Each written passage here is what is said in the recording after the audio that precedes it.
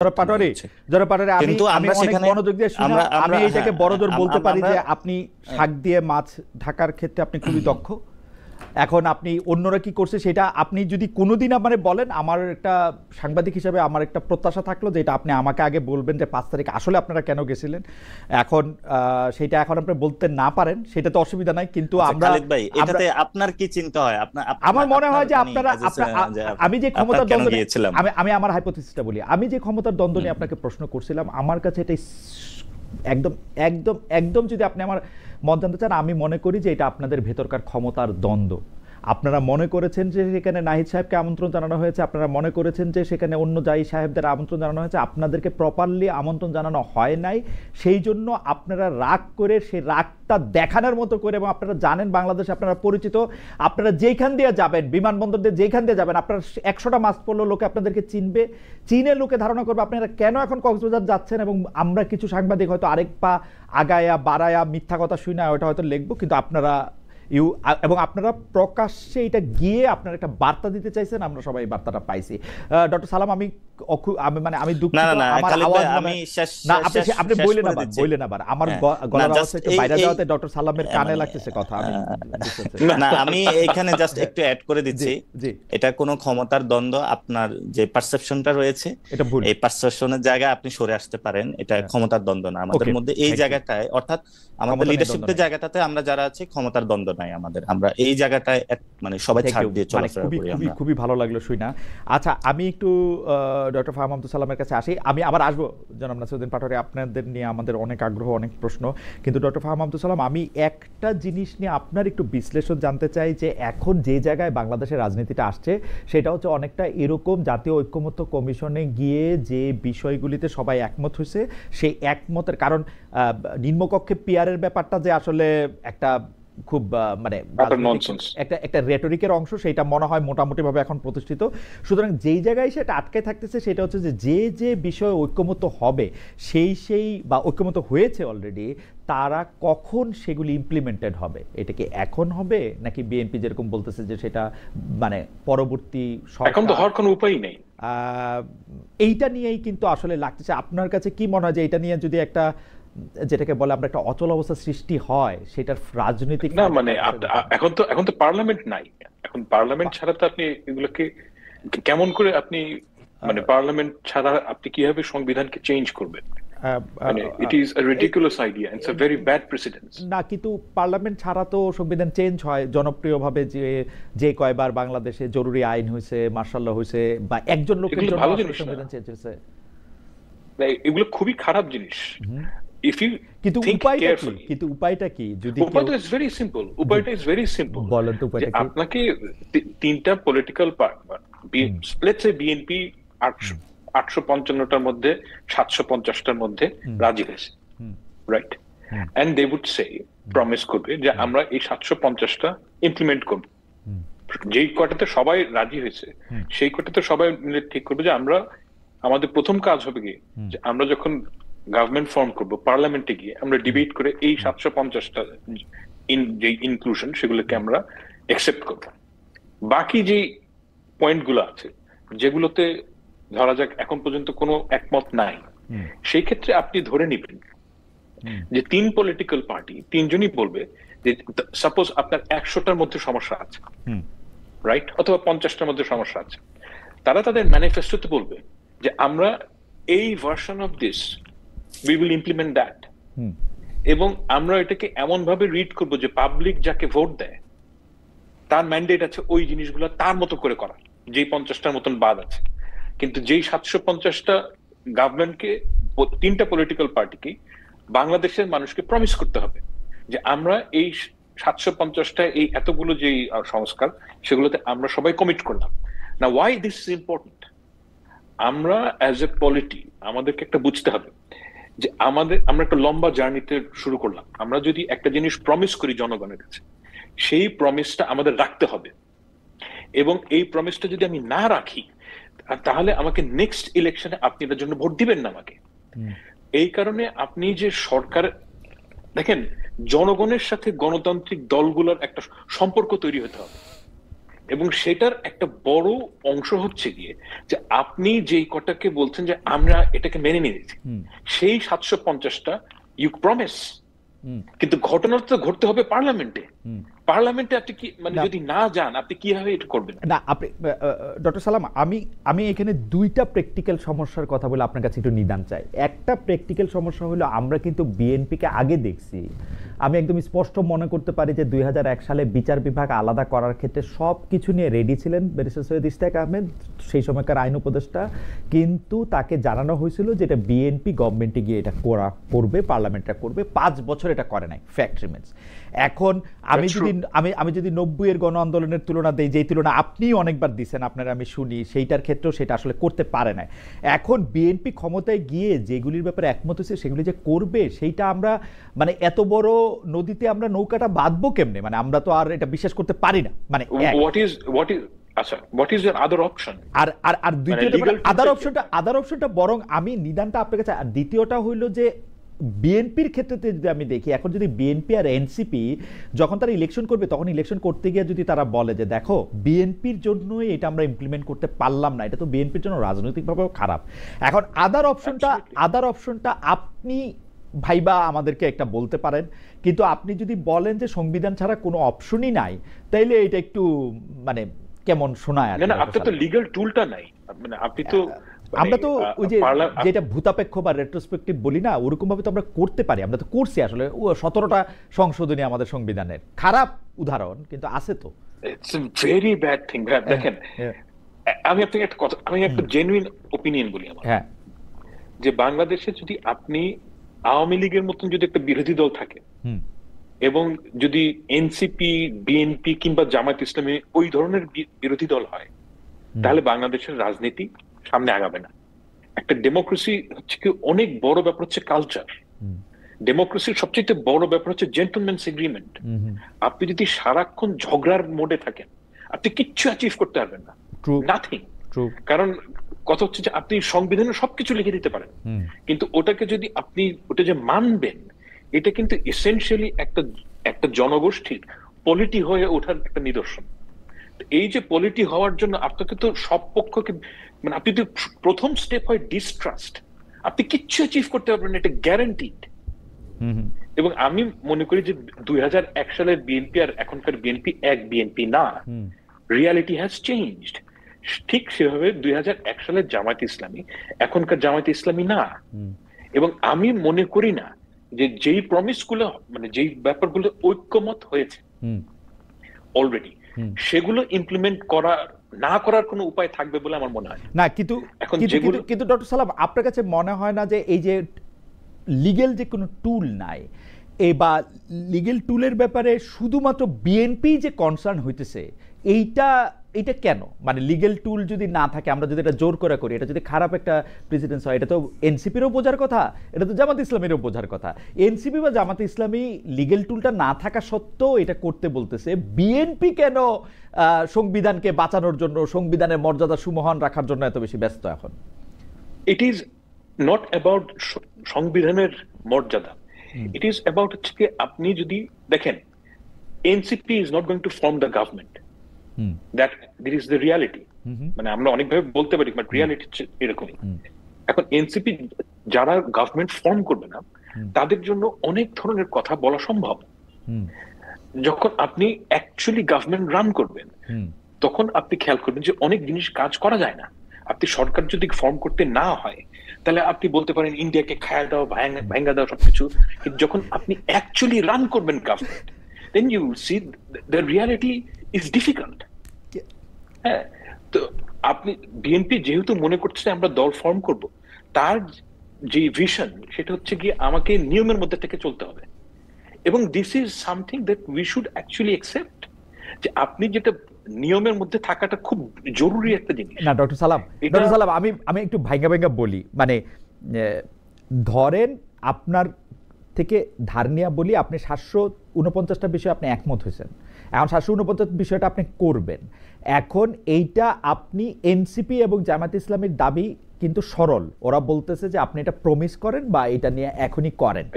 হ্যাঁ, এখন আপনি এটা প্রমিস করতেছেন যে এটা আপনি করবেন, এটা যদি এখন সংবিধানে আপনি ওরা যেমনি চাইতেছে এমনি চাইতে করতে, তারপরে গিয়ে আপনি সরকার গঠন করলেন, তারপরে এটা আপনি মাইনে নিতে আমার মনে হয় না অত বড় অসুবিধা থাকা দরকার। যতটা অসুবিধা হচ্ছে জি জি বলেন। আমি তো যতদূর জানি যে প্রমিস তারা করবে, প্রমিস, কিন্তু তারা প্রত্যেকটা প্রমিস করবে না। যেই কয়টা বিষয় তারা ঐক্যমতে পৌঁছেছে সেগুলো তারা প্রমিস করবে, এবং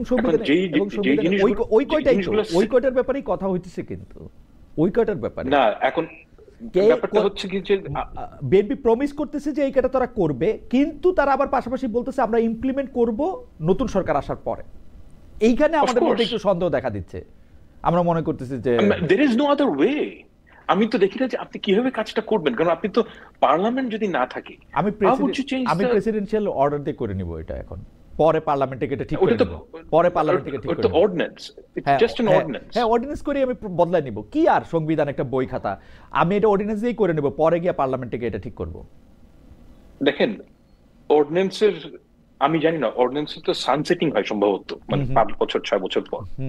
এখন যদি সানসেটিং, আমি ঠিক বাংলাদেশের সময়টা জানি না, মানে এক্স্যাক্টলি কখন সানসেটিং হয়। এখন সাপোজ আপনি একটা অর্ডিন্যান্স করলেন, আমি এটা পার্লামেন্টে মানে আপনি প্রমিসটাকে গুরুত্ব কম দিচ্ছেন as oppose to legal document. আমি ঠিক উল্টাভাবে দেখি। আমি মনে করি বাংলাদেশের জনগণকে প্রমিস করাটা, এইটার যে ওজন সেটা হচ্ছে গিয়ে একটা পিস অফ পেপারের থেকে অনেক বেশি। হ্যাঁ, এবং ওই জায়গাটায় যদি আপনি বিএনপি কে বলেন কিংবা জামায়াত ইসলামীকে বলেন এবং এনসিপি কে বলেন, তিনজনকে যদি বলেন যে আমরা ঐক্যমত্যের জায়গাটা আমরা তিনজনই প্রমিস করবো যে এই কয়টা জায়গা যেই ক্ষমতায় আসুক।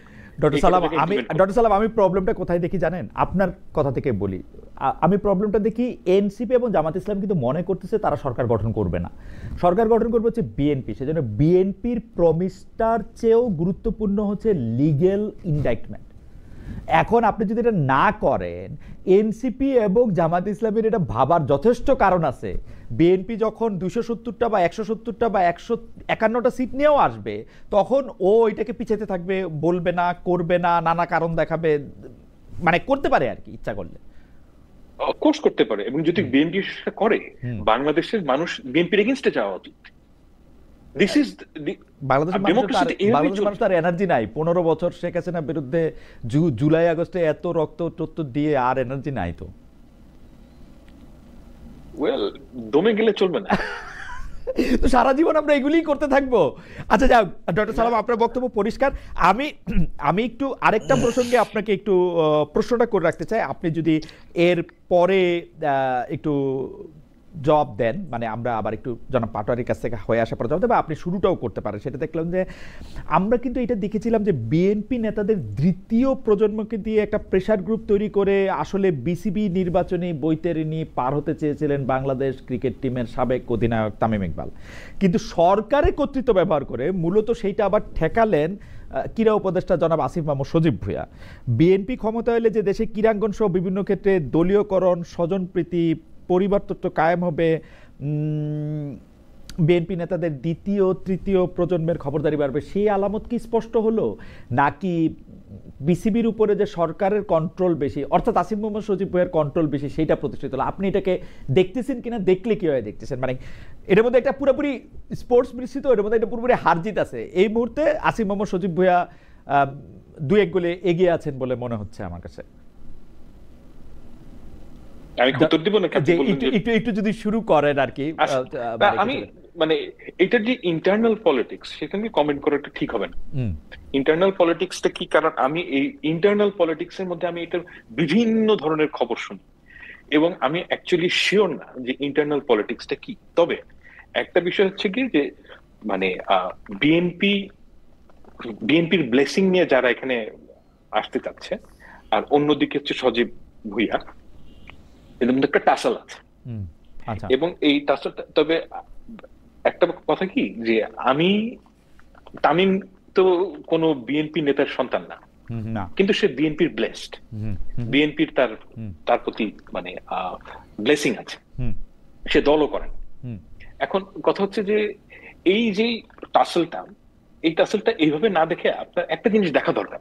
মানে আমি তো একজন আউটসাইডার, আমি আউটসাইডার দেখি যে মানে বিসিবির মতো মানে বাংলাদেশের যে বাংলাদেশ ক্রিকেট কন্ট্রোল বোর্ডের যে প্রফেশনাল কারা, মানে কার অ্যাকচুয়ালি এক্সপিরিয়েন্স আছে, আমার কাছে তো মনে হয় যে তামিম ইকবালের অ্যাকচুয়ালি এক্সপিরিয়েন্স আছে, মানে he knows probably more than anyone else যে কিভাবে ক্রিকেট রান করা উচিত, সম্ভবত, I am not sure. Okay, তো আমার কাছে মানে as a candidate he is not a bad candidate. Yeah maybe, কিন্তু জনাব আসিফ মোহাম্মদ সজীব ভুঁইয়ারে নিয়ে আমরা আরো আলোচনা করব। মানে আমাদের একজন দর্শক বলছেন যে আসিফ মোহাম্মদ সজীব ভুঁইয়া 2-0 গোলে এগিয়ে আছেন, এটাও আমি হয়তো মেনে নিতে পারি। আমি একটু জনাব নাসিরউদ্দিন পাটোয়ারির কাছে যাই একটা প্রশ্নে। জনাব নাসিরউদ্দিন পাটোয়ারি, আপনাকে যেহেতু আজকে অনেকগুলি বিষয়ে প্রশ্ন করতে হবে, অনেকগুলি বিষয়ে প্রশ্ন করা হবে, আমাদের সবচেয়ে বেশি যেটা নিয়ে গত কিছুদিন আলোচনা হয়েছে, যেটার সাথে রাজনীতির সম্পর্ক নাই কিন্তু আপনার সম্পর্ক আছে, সেই সম্পর্কে আপনাকে একটু প্রশ্ন করি যে শোনা গেছে মানে কি, এটা একটা পত্রিকার রিপোর্টই করে ফেলেছে যে আপনি এবং আপনার এক সঙ্গী প্রফেসর আসিফ নজরুলের বাসা থেকে ছাগল নিয়ে গেছিলেন, এটাকে চুরি বলবো কিনা আমি জানি না। তারপরে হচ্ছে যে আপনারা এটা কেটে কুটে খেয়ে ফেলছেন, আরেক জায়গায় আরেকটা ছাগলের মাথায় লিখে পাঠাইছেন যে চুপ্পুর বা রাষ্ট্রপতির পদত্যাগ চাই। এই ব্যাপারটা আসলে কতটা সত্য, মানে ইজ ইট ট্রু? আমি আবার দেখলাম যে আপনাদের দলের লোকজন বলতেছে যে এইটাকে আপনারা এরকমভাবে দেখতেছেন কেন, ওদের বয়সটাও তো দেখবেন ভাই। মানে আমি জানি না, মানে আপনি এটা একটু কিভাবে বলবেন আমাকে একটু বলেন তো। আমাদের প্রশ্নও রয়েছে আপনার বক্তব্য নিয়েও, জনাব নাসিরউদ্দিন পাটোয়ারি। প্রথমত বাংলা আউটলুক এটা নিয়ে করেছে, এবং বাংলা আউটলুক যে স্টোরিটা ছাপিয়েছে, এবং বাংলা আউটলুক রান দা বাংলা আউটলুক, এটা আমরা ভালো করে জানি, চিনি, এবং সাংবাদিক মহলে সবাই জানে। অনেকে ফেসবুকে স্ট্যাটাস দিতে পারে না, বাংলা আউটলুকে লেখালেখি করে একটু খোঁচা দিয়ে। আমিও আরো কিছু গল্প শুনেছি, এরকম গল্প শুনেছি যে ওই এরকম একটা ছাগল কাণ্ড, ছাগলটা নাকি হলো, কেউ বলে যে এটা ডিজিএফ এর গিফট ছিল, আবার কেউ নাকি এটা বলে যে গিফট ছিল। আপনি নতুন গল্প বলার আগে আপনি বলেন যে আপনি এটা করছেন কি করেন নাই, নতুন গল্প আমরা শুনবো না। আমি ওই গল্পতে আসতেছি। জি, প্রথমত হলো যে এই মানে যারা ছাগল যে কাণ্ড, তো অনেকগুলা গল্প আছে, তবে কিছু গল্প মানে আমি মানে এরকম আমি প্রত্যক্ষদর্শী হয়েছিলাম যে যারা এই রিলেটেড কাজে ছিল, তো জিজ্ঞেস করছিলাম যে কেন, বললো যে ওর কারণে চুপ্পুটাকে পদত্যাগ করার যায় না বা কোনো কিছু, এটা খুব ছিল। আর আবার অনেকে বলতেছে যে আমি সবসময় সবাইকে বলেছিলাম যারা উপদেষ্টা আছে, কোন একটা প্রসেসের মাধ্যমে করতে হবে, মানে কেউ যদি কোনো খারাপ কাজ করতে হবে সেটার একটা লিগ্যাল প্রসেস থাকতে পারে, ইথিক্যাল প্রসেস বা সোশ্যাল ভ্যালু, সব প্রসেসের মধ্যে থাকতে হবে। তো আমি অনেকগুলা গল্প শুনেছিলাম, কিন্তু বাংলা আউটলুক যেটা করেছে এটা টোটালি এই স্টোরিটাকে স্পয়েল করে দিচ্ছে আর কি। সেটাতে আমার নামটা এনে, কিন্তু আমি এটাতে কোনো মানে এটাতে আমি কোনো কমেন্টও করি নাই। কিন্তু জনাব রশিদ আবার বলছেন যে হ্যাঁ এরকম একটা ঘটনা ঘটছে, এইটা আবার কেমনে হলো? এটা সেই কমেন্ট করতে পারে, maybe he was engaged, but কিন্তু সেটা নিয়ে আমাকে বারবার ফোন মানে দিতেছিল, তখন আমি মনে হয় বিদেশে ছিলাম। আমি এটা নিয়ে কোনো কমেন্টও করি নাই, এবং আমি ওই ফুল যে স্টোরিটা, আমার এটা দেখে অনেক হাসি পাইছে, এটা আমার ফুলটা মানে সত্য না, তবে আসিফ স্যারের যে ছাগল খাওয়া হয়েছে রান্না বান্না করে, এটা সত্য, এটা আমি শুনেছি। এবং হলো সিরিয়াসলি আপনারা প্রফেসর আসিফ নজরুলের ছাগল আইনা রান্না বান্না করে খাই ফেলছেন, এটা কি ওনারে একটা মানে শিক্ষা দিতে, মানে ইয়া করতে, মানে কি করতে, মানে এটা অনেকের আমি মনে করছি যে এটার মধ্যে একটা রেটরিক আছে, মানে এটা অনেকে মনে করে যে এটা অনেকে মনে করে যে আসিফ স্যার হয়তো এটার মাধ্যমে একটু শিক্ষা পাবে, আবার এটা অনেকে মনে করে যে ঠিক আছে, ওই যে থাকলো যে বাড়ির পাশে আপনার ছেলে একটা হাঁস খেয়ে ফেললেন আবার কিনে দিলেন। পরে আমি শুনছি নাকি সত্যি সত্যি তাকে হলো একটা ছাগলও কিনে দেওয়া হয়েছে, এবং এটা নিয়ে উনি রাগ করেছেন যে যেটা খাওয়া হয়েছে ওটা কালো নাকি লাল ছিল, তো ওনাকে যেটা কিনে দেওয়া হয়েছে রং মিলে নাই, এই জন্য উনি অ্যাকসেপ্ট করেন নাই। আচ্ছা, আমার তো এটা আসলে আমি ভালো করে বলতে পারবো না। আউটলুকটা আসলে কারা চালায়? আমি তো ডক্টর সাইমুম পারভেজের প্রধান সম্পাদক, রাইট? হ্যাঁ, এটা ফাহাম ভাই ভালো বলতে পারবে। না আপনিও তো মানে ভালোই বলতে পারবেন, আপনি শুরু করছেন। ডক্টর সালামকে জিজ্ঞেস করবো পরে, কারণ ডক্টর সাইমুম পারভেজ আমি অনেকদিন ধরে আপনি না এগুলা আসলে এটা তো ভিতরগত, ধরেন যে মানে ঠিকানাকে চালায়, বাংলা আউটলেটকে চালায়, কোন মিডিয়াকে দখল দিছে বা কিভাবে আছে, এটা সবাই জানে। কিন্তু এগুলো আমি পাবলিকলি আনতে চাই না, কারণ পলিটিক্যাল ভিতরে এত নেস্টি জগৎ, বাংলাদেশের মানুষ আসলে মানে পলিটিক্যাল পার্টিগুলোর প্রতি থুতু নিক্ষেপ করবে। তো এটা people will discover what's happening that. আমি মাঝে মধ্যে কিছু কথা বলে ফেলি, পলিটিক্যাল যারা পার্সন, বিজ্ঞজন যারা নিজেদেরকে দাবি করে, বর্ষিয়ান পলিটিশিয়ান, তারা বলে যে ওরা বাচ্চামি কথা বলে, মানে থাকে না বিতর্গত কিছু বললে ওরা মনে করে যে না না না আমাদের হলো ভিতরের যে খবর, আমরা আপনার কথায় আসি, বাংলাদেশের পলিটিক্যাল যে কালচার, আপনার কথায় আসি, যে কালচারগুলো খাওয়া দাওয়ার কথা অনেক শুনলাম, আমি পুরো ব্যাপারটা মানে একটু ভিজুয়ালাইজ করতে পারতেছি, কারণ প্রফেসর আসিফ নজরুলের বাসা যেখানে, তার পাশে আগুন জ্বালানো হচ্ছে, রান্না করা হচ্ছে। জি, এইটা ছাগল খুব গুরুত্বপূর্ণ বাংলাদেশে ছাগল খুব গুরুত্বপূর্ণ। এক্স্যাক্টলি হয়তো ছাগলই গুরুত্বপূর্ণ, হয়তো ছাগলই গুরুত্বপূর্ণ। বাংলাদেশের রাজনীতিতে ছাগল গুরুত্বপূর্ণ না, গরু বা গাড়ি গুরুত্বপূর্ণ ছিল। সরকার পড়ে যাওয়া শুরু হয়েছিল ছাগল দিয়ে, এটা বোধহয় ডক্টর সালামের মনে হয়েছে যে ওই যে মতিউর রহমানের ছাগল। আচ্ছা, হাওয়েভার কিন্তু আমি একটু জনাব নাসিরউদ্দিন পাটোয়ারি, তবে আমি এটা ডিরেক্ট সব কিছু বলতে পারবো না, কারণ আসলে আমি তো উপদেষ্টা না, আর মন্ত্রী পাড়ায়ও আমি থাকি না। এটা আসলে পাড়া প্রতিবেশী যারা উপদেষ্টা আছে ওনারা ভালো বলতে পারবে। এই প্রসঙ্গে আসবো, অথবা আসিফ নজরুল স্যারকে, আপনারা আসিফ নজরুল স্যারকে জিজ্ঞেস করতে পারেন কি বাকি আসলে। তবে ওই বাংলা আউটলুকে আসিফ নজরুল স্যারের তো খুব ভালো সম্পর্ক সাইমুম ভাইয়ের সাথে। উনি তো আসিফ নজরুল স্যারের কমেন্টটা নিল হয়তো বা ভালো হতো, তখন হয়তো বা এটা একটু ক্রেডিবিলিটি হতো। এটা আসলে আপনার আজকে যে কমেন্ট, সেই কমেন্ট পাইলেও একটু ক্রেডিবলি হইতো, আপনাকে পায় নাই তাদের, এটা হয়েছে।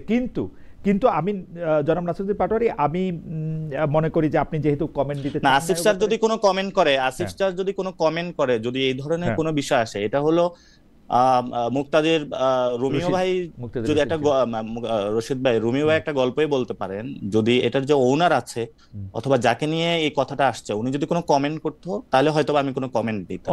সো আপনার মানে আমি এখানে এটা নিয়ে কোনো কমেন্ট করব না এই জন্য, বিকজ দ্যাট আমিও আরো অনেক বেশি স্টোরি শুনেছি। আপনার স্টোরিগুলি তো শোনা দরকার ডক্টর সালাম। আমার মনে হয় যে একটা লম্বা সময় করে জনাব পাটোয়ারির স্টোরিগুলিও শোনা দরকার, কিন্তু জনাব পাটোয়ারির বক্তব্যে আমরা থাকি, স্টোরিটা আমরা যদি সময় পাই তাহলে আমরা শুনবো না। ডক্টর সালাম, আমি আপনার থেকে একটু আগে অনুমতি নিয়ে রাখতেছি যে আজকে আমরা যেহেতু একটু ইয়ার মধ্যে পড়ছি, সেহেতু আমরা একটু অনুষ্ঠানটা একটু লম্বা করবো, আপনি যদি আমাদেরকে একটু সময় দেন, কারণ আপনি একটা খারাপ ইয়াতে আছেন। জনাব নাসির, আপনিও আমাদের একটু সময় দেন। আপনি আমাদেরকে বলছিলেন, বা সরি আমাদেরকে না, সবাইকেই বলছিলেন যে ফেব্রুয়ারিতে ইলেকশন হবে না, সেই বক্তব্য এখনো আছে কিনা? গতকালও আপনার একটা বক্তব্য এরকম ছিল, মানে ইসি ঘেরাও করে কমিশনকে পদত্যাগ করানো হবে, এই বিষয়ে দলীয় কর্মসূচি কোথায়? এটা আপনাদের দলীয় কর্মসূচি কিনা? আমরা এই ব্যাপারে একটু কনফিউজ কোথায় থাকি জনাব পাটোয়ারি। এনসিপির আসলে মুখপাত্রকে আমরা অনেক সময় দেখি, মানে কেউ একটা এরকম কথা বলতেছেন, পরে আবার আরেকটা কথা বলতেছেন, আমরা এইটার কারণ কি? মানে আপনি কি দলের মধ্যে সমালোচিত হন আপনার কিছু কথার জন্য? অনেকেই বলে থাকেন যে আপনি খুব ডাইরেক্ট কথা বলেন, অনেকে বলে থাকেন আপনি আপনার কথায় আবার অনেক সময় একটু অ্যারোগেন্সও প্রকাশ পায়। দুইটা বিষয় যদি আপনি বলেন, ফেব্রুয়ারিতে ইলেকশন হবে না, সেটার ব্যাপারে আপনি আসলে এক আছেন কিনা? ইসি ঘেরাও করে কমিশনারকে পদত্যাগ করানো হবে, এই বিষয়ে দলীয় কর্মসূচি কবে? প্রথমত আপনি যেটা বলছিলেন ফেব্রুয়ারিতে ইলেকশন হবে না, আপনি এটার আংশিক বক্তব্য তুলে ধরেছেন, সেকেন্ড অংশটা বলেন না। সেকেন্ড অংশটা বলেছি যদি বিচার সংস্কারের গুলো একটি সুষ্ঠু প্রক্রিয়া না হয় তাহলে ফেব্রুয়ারিতে ইলেকশন হবে না।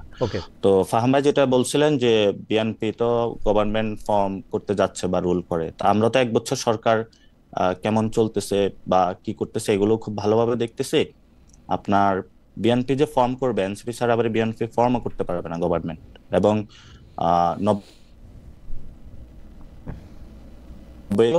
পিপল এখন একটু সন্দিহান রয়েছে যে আসলে সামনে কি করতে যাচ্ছে। তো কিছু প্র্যাকটিক্যাল অ্যাসপেক্ট বলি, এগুলা তো আপনি যেহেতু প্র্যাকটিক্যাল অ্যাসপেক্ট গুলা পেতে চাচ্ছেন, এখন যেটা জামায়াতে ইসলামী প্রভিশনাল যে কনস্টিটিউশনাল যে অর্ডার চাচ্ছে, এটা কিন্তু পিওসি বেসিক্যালি এটা পাকিস্তানে হয়েছিল। তো সেখানেও আমাদের কিছু রিজার্ভেশন রয়েছে, বিকজ দ্যাট পিওসির মাধ্যমে কিন্তু মার্শাল লর একটা সুযোগ সৃষ্টি হয়েছিল, তো সেখানে আইয়ুব খান ক্ষমতায় এসেছিলেন, আর অনেকগুলো কাহিনী ঘটেছিল। এবং জামায়াত ইসলামের যে পলিটিক্স, সেখানের মধ্য দিয়ে কিন্তু বিপ্লব বা যে কোনো কেওয়াজ হলে তাদের অনেক বেশি প্রফিট হয়, যেহেতু এটা রেভলিউশনারি ক্যাডার ভিত্তিক অর্গানাইজেশন। তো আমরা সেই জায়গাতেও খুব কনসার্ন থাকি যাতে এই ধরনের কোনো পরিস্থিতি সামনে সৃষ্টি না হতে পারে। সেকেন্ড যেটা হলো, বিএনপি বলছে যে একটি মানে 5 তারিখে একটা মিটিং হওয়ার কথা, সেখানে হোপসো বিএনপি এই পর্যায়ে এসেছে। আমি যতটুকু জানি তারা রাজি হবে যে একটি প্রেসিডেন্সিয়াল অর্ডারের মাধ্যমে এই প্রসেসটা আগানো এবং ভবিষ্যতে সংসদে এসে তারা এই জিনিসটা করবে। তো এখন পর্যন্ত মানে এটার কিভাবে খুব ভালো করে সম্পন্ন করবে, এটাতে বিএনপিও একটি ভালো সলিউশন দিতে পারে নাই, জামায়াত ইসলামী একটি সলিউশন দিতে পারে নাই। আমি আলী রিয়াজ স্যার থেকে শুরু করে বাংলাদেশের মানে বিএনপির যিনি থিঙ্ক ট্যাঙ্ক হিসাবে লিগ্যাল ক্ষেত্রে ওনারা বুদ্ধি পরামর্শ নিয়ে থেকে, বোরহান স্যার, রিদওয়ান স্যার থেকে শুরু করে জামায়াত ইসলামীর যারা বুদ্ধি নিয়ে থাকে, শিশির মনির, সবাই থেকে একটু কথা বলার সুযোগ হয়েছিল। সেই জায়গা থেকে যতটুকু বুঝি ওনারা হয়তো পলিটিক্যাল কারণে জায়গাটা বলতেছে, কিন্তু যখন আমরা তাদের সাথে তর্ক বিতর্ক এবং আলোচনার মধ্যে যাই, আমরা যে প্রপোজিশনটা দিয়েছিলাম নিউ কনস্টিটিউশন, সেই জায়গাটা ওনারা অনেকাংশে এগ্রি বা সম্মত হয়। কারণ বাংলাদেশের সত্যিকার অর্থে যদি আমরা ডেমোক্রেটাইজেশন এবং আমাদের অতীতের যে ইনস্টিটিউশনালের যে ভেঙে পড়ার দুরবস্থা থেকে বেরোয় আসতে চাই, সেই জায়গা থেকে ফাহাম ভাই একটি কথা বলেছিলেন একটু আগে, আমি ফাহাম ভাইকে খুবই সম্মান করি, যে বলেছিলেন নিয়মের মধ্যে থাকতে চান, তাহলে এই গণঅভ্যুত্থানকে পিপলকে আপনি ওয়েলকাম জানাইছেন নাকি জানান না? তাহলে আপনি নিয়মের মধ্যে থেকেই 5 বছর পরে যে ইলেকশনটা হবে সেই ইলেকশনের প্রসেসের মধ্যেই আপনি শেখ হাসিনাকে বিদায় করতেন। এবং গত 3টে ইলেকশনে আপনার এত ভোট ব্যাংক থাকা সত্ত্বেও আপনি নিয়মের মধ্যে থেকেই শেখ হাসিনাকে আপনি বিদায় করতে পারেন, এবং শেখ হাসিনা হলো নিয়ম ক্রস করে ফেলছে। আমি যে এজেন্সটা বলতে চাচ্ছি, আপনি কোশ্চেনটা করেছিলেন যে ফেব্রুয়ারিতে ইলেকশন হবে কিনা। সো আমরা যদি লিগ্যাল পার্সপেক্টিভ ওয়েতে দেখি, বাংলাদেশ 5 অগাস্টে গত বছরের যে জায়গাটা ছিল এখনো কিন্তু ওই জায়গাটা রয়ে গিয়েছে। এখনো 106 এর নিয়মের ব্যত্যয়ের করেই তো এই কাজগুলো এখন হচ্ছে, এবং সংবিধানের অধিকাংশ জায়গাটাই কিন্তু হলো অলরেডি এটা আছে নাকি নাই। কোনো কাজ সংবিধানের অধীনে হয়, কোনো কাজ সংবিধানের অধীনে হয় না, এবং বিএনপি ওই কাজগুলোতে সন্তুষ্ট রয়েছে। কিন্তু আমি একটা জিনিস বুঝছি, আপনারা তো সংবিধানটারই ছুঁড়ে ফেলা দিতে চাইতেছেন বা সংবিধানটারে আপনারা মানতে চাইতেছেন, তো সেই সংবিধানে এটা সংযুক্ত হোক এইটারই আপনারা এত বেশি গুরুত্ব কেন দিচ্ছেন? ডক্টর সালাম কিন্তু বলতেছিলেন যে এইটা নিয়মের বাইরে গিয়ে উনি বলতেছেন যে সংবিধানের চেয়েও কিন্তু এই আন্দোলন, এই অভ্যুত্থান, এই প্রমিস পোস্ট 5 আগস্ট অনেক বেশি গুরুত্বপূর্ণ। কিন্তু আপনারা সেই সংবিধানটার মধ্যে এটা চাইতেছেন কেন, যে সংবিধানটা আপনারা ফেলা দিতে চান? আপনি হয়তো মিস করেছেন, আমাদের প্রস্তাবনাটা ছিল গণপরিষদ। আমরা তো এই সংবিধানের মধ্যে থেকে গণপরিষদ না, মানে এই যে এখন ইমপ্লিমেন্টেশনটা কখন হবে সেইটা আপনারা প্রেসিডেন্সিয়াল অর্ডার করেই কেন এটা চাইতেছেন, মানে কারণটা কি? আমরা তো প্রেসিডেন্সিয়াল অর্ডারের কথা বলি নাই, আমরা তো বলেছি নিউ কনস্টিটিউশনের মধ্যে দিয়েই হোক। নিউ কনস্টিটিউশন মানে সবকিছু, জি আমরা তো গণপরিষদের কথা মানে গণপরিষদের কথা বলতেছেন যে গণপরিষদ করে হোক, এটা আমরা নতুন করে না, এটা আমরা বুঝতে পারছি। কনসেনসাস কমিশনে আমরা যে প্রস্তাবনাটা দিয়েছিলাম সেটার মধ্যে আমরা গণপরিষদ একদম সংবিধান ছুঁড়ে ফেলে দিয়ে নতুন করে সবকিছু রিস্টার্ট করার কথা বলেছিলাম। এখন যেটা হতে যাচ্ছে, এখন আমি যতটুকু কথা শুনেছি যে তারা একটি প্রেসিডেন্সিয়াল অর্ডার করবে এবং ইলেকশনের সময় গণভোটের একটা প্রস্তাবনা নিয়ে আসতে চাচ্ছে। সেখানেও পিপলস উইলে থাকতে পারে, অর্থাৎ না তারা গণপরিষদ, না তারা অ্যামেন্ডমেন্ট। কারণ বিএনপির যে কথাটা বলেছিল আমরা সেখানে অবজেকশন দিয়েছিলাম, কারণ সংবিধানের মানে আপনারা যদি গণপরিষদের নির্বাচন চান বা গণপরিষদটাই যদি আপনারা চান, তাহলে বর্তমান যে সংবিধান আছে সেইটা কতদিন পর্যন্ত অ্যাক্টিভ থাকবে, নতুন একটা সংবিধান না হওয়া পর্যন্ত? গণপরিষদ যখন আমরা বলি তখন যখন গণঅভ্যুত্থানটা হয়ে গেছে পিপলস উইলের মধ্য দিয়ে, তখনই তো সব সংবিধানটা বাতিল হয়ে গেছে। তো তাহলে এখন আপনি বিচার কাজ, বাংলাদেশ সরকারের কাজ, সেটা কি দিয়ে চালাতেছেন? তাহলে এটা তো আমরা অনেক আগ থেকে বলে আসছি যে একটি যদি ঘোষণাপত্র হতো অথবা একটি পেপার হতো যেটা সবার মধ্য দিয়ে এবং সেটার মধ্যে দিয়ে বাংলাদেশ পরিচালনাটা হলে ভালো হতো। এখান থেকে আমরা তো আমাদের জায়গা থেকে সরি নাই। আপনার জায়গা থেকে সরেন না, কিন্তু আপনারা মানে যাই হোক, আমি এটা নিয়ে আর আপনার সাথে বিস্তারিত কথা নিশ্চয়ই আরেকদিন বলবো। আমি আপনাকে আপনার দুটা কথা বা আপনাদের দলের দুইটা কথা একটু স্মরণ করে দিতে চাই। যে আপনাদের দলের একজন নেতা সামান্তা শারমিন, তিনি খুব যুগান্তরকে বলেছেন যে নির্বাচনের আগে বিশেষ প্রকল্প ফাঁস করা হবে। আপনার কাছ থেকে আমরা একটু জানতে চাইবো যে সেই বিশেষ প্রকল্পটা আসে কি। আপনারকে আমরা কোট পাচ্ছি যেখানে আপনি বলতেছেন যে বেশ কয়েকজন উপদেষ্টা দুর্নীতিতে জড়িয়েছে, অনেকের আত্মীয় স্বজনের খবর আমরা পাচ্ছি, উপদেষ্টাদের কে কে দুর্নীতির সাথে যুক্ত হয়েছে তা জনগণের সামনে প্রকাশ করবে এনসিপি। এগুলি এনসিপির নিজস্ব, মানে আপনাদের নিজস্ব, আপনারা যারা এনসিপির নেতা আছেন তাদের নিজস্ব ভাবনা নাকি এনসিপির দলীয় ভাবনা, এইটা একটু আমরা আপনার কাছ থেকে শুনবো। কিন্তু আমরা একটু ডক্টর সালামকে শুনে আসি। ডক্টর সালাম, দুইটা বিষয়, একটা হচ্ছে যে এইটা ঠিক যে বিপ্লব নিয়ম মেনে হয় নাই, গণ অভ্যুত্থান নিয়ম মেনে হয় নাই, তারপরেই তো সংবিধান এটা হয়ে গেছে, আমরা সংবিধানকে এরকম করে রক্ষা করতে চাইতেছি কেন, প্রমিসের থেকে এইটার বেশি এটা গুরুত্বপূর্ণ, এই বিষয়টা থেকে আপনি একটু বলবেন। আরেকটা জিনিস হচ্ছে আমাদের প্রশ্নটা কিন্তু একটু পরে বলি, এইটা আপনারটা যদি একটু আপনি শুনে নেই, আমাদের অরিজিনাল প্রশ্ন ছিল। জি আচ্ছা, আমি একটু উত্তর দিই। জি জি পাটোয়ারি আমাকে একটা প্রশ্ন করলেন, সেটা হচ্ছে কি যে বিএনপি তো গত 3টা নির্বাচন করতে পারেনি, আওয়ামী লীগের যে গণ অভ্যুত্থানের তো আইন মেনে হয়নি। It's true. কারণ হচ্ছে গিয়ে যে আমরা যখন শেখ হাসিনা হচ্ছে গিয়ে অসুর, শেখ হাসিনা যেই কাজটা করছে সেটা হচ্ছে গিয়ে যে সে প্রত্যেকটা নিয়ম ভেঙে ফেলছে। এখন আপনি যখন মানুষকে ইলেকশন করতে দিচ্ছেন না, তখন আপনাকে উৎখাত করা ছাড়া কোনো উপায় নেই। এবং আলটিমেটলি পুরো বাংলাদেশ সেই উৎখাত করার পর্যায়ে যখন গ্রাজুয়েট করছে, তখন হাসিনা হেলিকপ্টার করে পালায় গেছে। এটা হচ্ছে গিয়ে রিয়ালিটি। এখন পালায় যাওয়ার পরের যে রিয়ালিটি, সেটা হচ্ছে কি আপনি তখন ওই মোডে সারা জীবন থাকতে পারবেন না। You have to promise to a new democratic system, এবং সেই সিস্টেমের জন্য আপনাকে অবশ্যই একটা এমন একটা জায়গা, একটা নিয়মের মধ্যে আপনাকে কমিট করতে হবে। এখন আপনার যে প্রশ্ন যে এই কমিট করার ক্ষেত্রে এনসিপি যে গণপরিষদের কথা বলছেন, তারপর জামাত ইসলামী যে পিআর এর কথা বলছেন, এগুলো দেখেন আমি মনে করি যে ট্যাকটিক্স, নাথিং এলস। এগুলো একটা টিকবে না, এবং দিস আর আনঅ্যাচিভেবল থিং। দুটোর একটা ভিন্ন ভিন্ন কারণে দুটোই ফেল করবে। এবং আমার কাছে মনে হচ্ছে এই কাজগুলো করে কোনো লাভ নাই। বাংলাদেশের মানুষের এখন যে সমস্যা, সেটা রাজনৈতিক সমস্যা না। আমাদের দেশের মানুষরা যদি রাস্তাঘাটে গিয়ে যে কোনো লোককে জিজ্ঞেস করেন, তার যে রিয়েল লাইফের যে প্রবলেম, সেটা হচ্ছে কি ল এন্ড অর্ডার খুব খারাপ। বাংলাদেশের ইকোনমিক রিকভারি যথেষ্ট স্পিডি হচ্ছে না, কোনো জব নাই। এগুলো হচ্ছে সাধারণ মানুষের সমস্যা। আমাদের দেশের সকল পলিটিক্যাল পার্টির এই ব্যাপারে কনসেনসাসে আসা দরকার। রাজনৈতিক কনসেনসাস এটা বেশি জরুরি, যে আমরা এই জায়গাগুলোকে কেমন করে ট্যাকল করব, ওটা অনেক বেশি জরুরি জিনিস। আপনি আওয়ামী লীগকে বাংলাদেশের সত্যিকারের যদি অতীত বানাতে চান, আপনি যদি আওয়ামী তন্ত্র থেকে সত্যিকারের উত্তরণ চান, তাহলে বাংলাদেশের মানুষকে তাদের যে সুবিধাগুলো দিতে হবে, গভর্নেন্স দিতে হবে।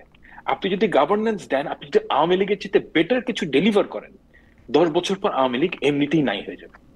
কিন্তু আপনি যদি সারাক্ষণ এই পলিটিক্যাল কাজিয়ার মধ্যে থাকেন, এগুলো একটাও অ্যাচিভ করা যাবে না। এটা হচ্ছে কি বাংলাদেশের বাস্তবতা আমার কাছে মনে হয়। এবং এই জায়গাটায় আমার কাছে মনে হয় যে জামায়াত ইসলামী এবং এনসিপি কমপ্লিটলি রং, ভুলভাবে রিড করছে জিনিসটা। আমিও সেই বিষয়টা নিয়ে আপনার সাথে কন্টেস্ট করতে চাই না, সেটাতে অনেক আলাপটা একটু লম্বা হয়ে যাবে। কিন্তু আপনি যেভাবে বিষয়টা দেখতেছেন, সেটা কি আপনার কাছে মনে হয় যে এইভাবেই আসলে যারা গণ অভ্যুত্থানের নেতৃত্ব দিয়েছে, অর্থাৎ এই ক্ষেত্রে যদি আমরা এনসিপিকে ধরি, জামায়াত এবং বিএনপিকে যদি ধরি যে তারা পাশে ছিল, তাহলে এনসিপিরও কি আসলে এইভাবেই চিন্তা করা উচিত যে কোথাও গিয়ে থামাটা এইখানেই থামতে হবে, যেই সংবিধানটাকে সাথে করে নিয়ে সাবেক সরকার অনেক বেশি টাইরান্ট হয়ে উঠছিল, সেই সংবিধানটার মতো করেই নিয়ম কানুন আইনি বৈধতা সবগুলি ঠিক রেখে চলতে হবে? এটা কি তাদেরও মানতেই হবে? মানে তাদের কাছে কি আরো কোনো অপশন নাই? মানে আমরা কি ভাবতে পারি না যে বিপ্লবটা বা অভ্যুত্থানটা বা আমাদের এই কনসেনসাসটা আরেকটু এক্সটেন্ড করা যেতে পারে, টিল আরেকটা সংবিধান আমরা লিখলাম, বা win the election and do it, as simple as that. ওকে, আপনার যদি মনে হয় জামাত ইসলাম এবং এনসিপি যদি মনে করে যে আমাদের একটা এক্সট্রা রাইট আছে কিংবা আমাদের এক্সট্রা কোনো অবদান আছে, please win the election and do all the changes that you want, as simple as that. কিন্তু আপনাকে ডেমোক্রেসির মূল আপনি এখানে বলতেছেন যে ঠিক আছে, জনগণ যদি ম্যান্ডেট দেয়, জনগণ যদি এই কথার উপরে আপনাদেরকে ভোট দেয়, তাহলে তো আপনারা এসে এটাই করতে পারবেন। কিন্তু সেই ক্ষেত্রে এই সংবিধান দিয়েই যাইতে হবে আসলে, এবং আমিও আসলে এই সংবিধানে যাওয়া ছাড়া কোনো উপায় দেখি না।